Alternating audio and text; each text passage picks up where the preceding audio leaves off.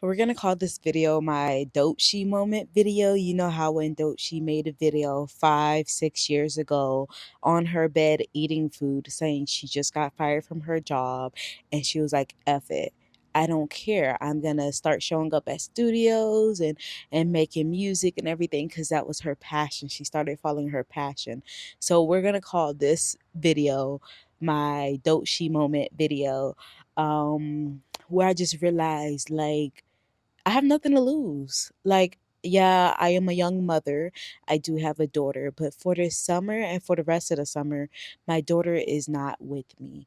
So I hope through me just talking out my feelings, maybe you feel inspired to make your own Dochi moment video. Even if you don't post content, even if it's just for yourself and you talking to the camera really is like it's like a video diary basically. But I'm posting mine which can be very vulnerable, but I'm okay with vulnerability. That's how you build connection. So I am a young mother of one child. Thank goodness it's only one child because I don't know how people do multiple children. But she's currently not with me. She's not with me right now. She is with her grandma for the summer. And so, what do I have to lose? I am, and this is very vulnerable because I don't really like talking about my financial situation, but currently not making any money. Currently not. And my passion is to make videos online and help people and live in God's purpose that I know He's calling me to, which is to make videos about self-love, healing, self-growth, motivation, mindset change, and hope that people realize they can get out of a situation they are placed in. Like the victim mentality is very real, y'all, and we don't really see it until we're like at the bottom, or until we have like a life changing moment or something, or until we realize we can't pay the bills or something, when we're like, wow, I have been stuck in this situation for way too long. Why am I stuck in this situation? How did I get here? Um, and for quite some time, I had that victim mentality. And didn't know it. But now I do. And by victim mentality, I don't mean you're the victim, okay? Because if we're being honest, you do curate your environment. I don't care how old you are. You curate your environment whether you know it or not. And if you can't take control of your physical environment, like me now, I cannot really take full control of my physical environment. I want to be healthy, but I live with family that brings snacks inside the house that can ultimately deter me. I want to go out and do different types of stuff, or I want to have like a clean space, but I live with family. And so I don't really control some of the mess. I can only control my mess and control, what I can in the moment, but when I don't mean physical environment, I mean your mental environment. That is something I've gotten really good at throughout this growth, is being able to control my mental environment, my emotional environment, my spiritual environment. It all started with getting closer to God, and then realizing that I chose to be a victim of my environment, that I let it control the way I felt about certain things. And I walked around this world like I am owed something better when I never even worked for something better. And I feel like that's what a lot of people go through. So like I'm just talking right now, no script, no nothing. But it took me getting to this point now, and my life isn't bad. I'm so grateful for all that I have, and there's always something to be grateful for, like being able to have a phone to even film this video, or having $100 microphone. Thank goodness I brought it so long ago when I did have the money to invest in $100 microphone. I am grateful for all the little things, but I do realize that my life could be a lot better, and that starts today, y'all. That starts today. That starts today. Not even from when I post this video, because I probably would not post this video. You would not see this video for probably like 2 days. But that starts today. I am so sick of my excuses. And like, it's just so, I'm so sick of myself. That's the point. That's the point I am at now. I was just watching a video this morning of this millionaire. 20 She's 24 now, but became the millionaire at 22.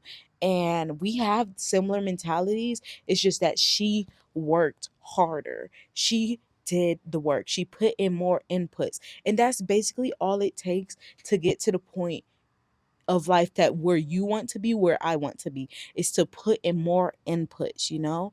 So this is like my video of like, no excuses, Shanice. What is your excuse? I have zeros. I can't even use my daughter as an excuse, you know? Like I can't even say, "Oh, I'm a mother. I'm so tired," or whatever. I have all the time in the world right now. And I know maybe if you're watching this video, you think you don't have any time at all. But what happens when you get off of work? When you get off of work, maybe you go to the gym, maybe you shower, and that's it. But if we really want a life of freedom, me and you, we have to put in more work. And I've been came to the realization that you have to work super hard. You have to do the hard thing now so your life is easier later. I've been came to that realization. I came to the realization that instant gratification is not what I want. I stopped drinking, I stopped smoking. I even deleted my Instagram and my Facebook. I stopped drinking and stopped smoking before I came to Christ. Deleted my Instagram and my Facebook because I realized that was debauchery. That was me idolizing social media, and it was not good for my mental health. Y'all, my screen time is so embarrassingly high, dude. It's bad. My screen time is high now because I am on my phone making videos, editing, consuming content that I know is good for me. But before, it was terrible. So that is what I mean by like curating your environment. It's not just your physical environment because I know a lot of people can't control that. I can't really control that at the moment. I can control like a little bits of it, but like curating your social media is part of your environment. You know, the stuff that you watch really does change your mind. Okay, your brain is like, okay, this is what we like, and the algorithm of social media is like, okay, this is what this person likes. We're gonna push out more of this stuff. So if you start liking bad videos or like drama videos or like fights and stuff like that, it's gonna push out more of that stuff. Like for example, I haven't watched like crime documentaries in so long, but last week for some reason one video popped up on my YouTube page. And so I watched the crime video, and it was one of those like wholesome ones where the ending is like really happy or whatever. But through me watching that video, I watched another one, and then the next day, five of those videos are just on my page. So it really is what you watch. But once I started consuming, the podcast Callum Johnson or Jay Shetty or Lewis Howes or Mel Robbins, once I started watching those people, Jazz Turner, the people who talk about self-care, Tam, I don't know how to pronounce her last name, but Tamia. Once I started curating my my explore page, my YouTube page around those people, it really helped me change my mental environment. Now that I've came to Christ and I am a God woman, a woman of faith, I started watching sermons. So now I follow sermon videos and stuff. I mean, like women's woman preachers and stuff, and I watch those videos in the morning to lead my day with God and just have a holy day, or at least a holy start to the day. And the moment it goes wrong, I'm like, okay, God, please, I pray for peace, I pray for strength, I pray for perseverance, please help me get through this. But you have to realize your sin. And I know sin is not a word that is thrown around a lot these days, but you have to realize your sin. Even if you're religious or not. My sin was debauchery, indulging in social media. So in order for me to make that sin more sinless, I curated it to where it was more helpful, to where it was more godly and everything. um and I'm just like, whole point of this message is you get to a point where you're sick of yourself. You get to a point where you're like, why? Like how are you still like this? I don't want next year this time, actually, we're gonna vow to myself right now, and y'all hold me accountable. Next year this time, what is it, June 24th, 2026, my life will be better. Okay. I will have financial comfort. Okay. It may not be financial freedom to take trips wherever I want, but I will be comfortable. I will be able to go book massages and maybe plan trips in advance, you know? um, I will be able to afford a good place and have a good car, you know. I will be able to give back to my community and give to God and church. I will be deeper in my faith. I will have the body that I want, you know, through exercising and everything, eating right.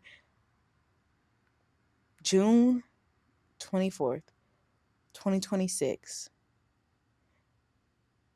I will have done a 180 and I will be unrecognizable. I feel like I have come so far from where I was last year, but I am not further where I want to be for this year, you know?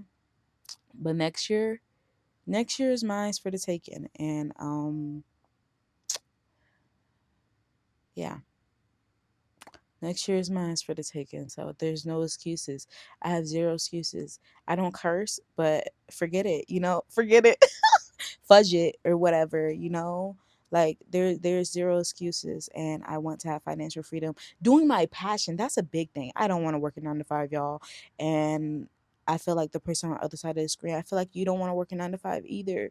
Go after your passion, truly lock in. Yes, do not quit your 9 to 5 if it is supporting you, paying the bills and stuff until you see a significant increase. Right now, I am at $0, zero 9 to 5. I make money, but it's not, you know.